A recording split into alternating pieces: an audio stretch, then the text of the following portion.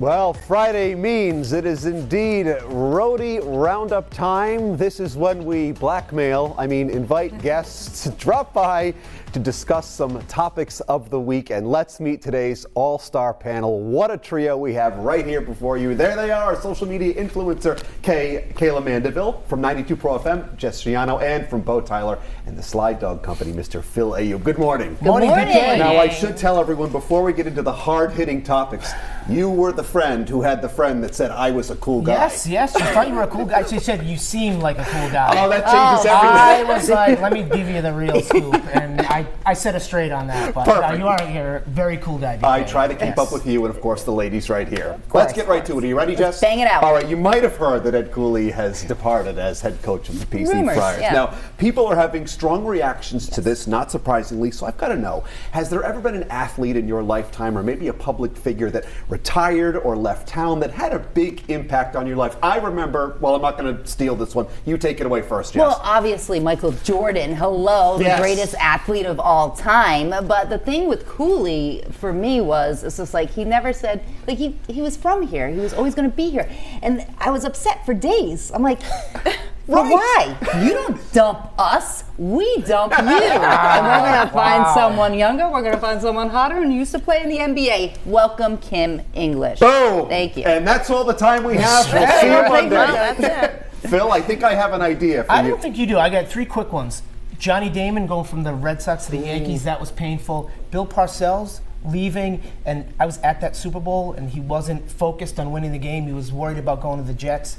And sticking with PC, Rick Pitino. I remember the press conference when he said he was staying in Providence, and a naive young little me was like, oh, good, he's staying in Providence. And obviously he didn't, so that... It's tough because we invest in these, and then as you get older, you realize business kind of happens. Kay, for you, was there someone? Oh my goodness, I can't believe he or she is leaving. No, you're okay with it. Yeah, I'm okay with it. I'm not really a sports person, so it doesn't really affect me. I think there's something to learn. I'm with Will. Come on, Will. Welcome to the party. Mr. Sports could care less. Yeah. But sometimes, Kay, there are times I think to myself, I wish I was like that because I'm not as invested. I wish I could just not care and move on. Yeah, but yes, welcome Kim English to Yes. Providence. That's right. I'll help Ed move. Upward we go. That's right. Moving on, Taylor Swift, my ex. You may have heard that she kicked off her Eras tour playing an incredible 44 songs in one night. So I've got to know, what's the best or most memorable concert or live experience you've ever had? Phil, you and I saw Bruce Springsteen Monday Great night. seats. Behind the stage. Behind the stage was pretty fun. That's great. Great Yes. As I said, anybody can watch him from in front of the stage.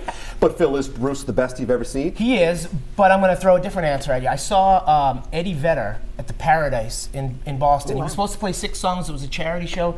Ended up playing 20 songs. I was like, from here to you, away from him. That was awesome. And this is just as exciting. Yes, almost. Yes, close. If you sing, you'll get there, I'll work on it, Kate. Well, this is a little embarrassing, Yes! but I have to say the most memorable concert that I've seen was Engelbert Humperdinck. I love it. Hot. What are you laughing at? That's not Bill. It's yours too. I've seen him a few times, but I saw him one time in Medford. It was amazing. He high-fived me. Oh, it was bragging. it was amazing. Wow. It was amazing. I don't know how I follow No, that. I really don't. Why don't we welcome Kim English again? He's younger, he's hotter, and he played in the NBA. I would have to say Coldplay was an awesome show, but I was bragging on stage with Bon Jovi at one point. There was a contest that I rigged for myself and my friend Brenda. And they said, whatever you do, don't touch John. And the first thing Brenda did was grab his thigh. I'm like, all right, well, we're going to be escorted out. So that was pretty cool. And last but not least, Tom Hanks has been named Harvard University's commencement speaker. What do you think makes for a great speaker, and who would be your dream commencement speaker? Well, I mean, I can't start. I mean, I had Alan Sean Feinstein.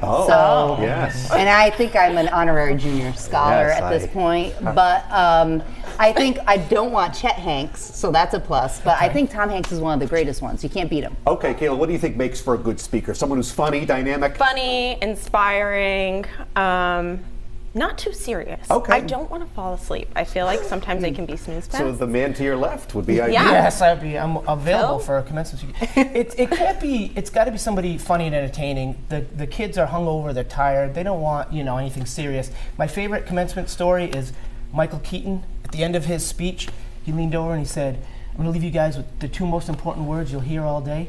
I'm Batman. And that's all you need. On that note, Kayla, Phil, Jess, a pleasure to welcome you all. Thank you. And one more time, let's welcome Kim English to Providence. Let's go. Let's go, Great. English. Catching up with our Roadie Roundup panel.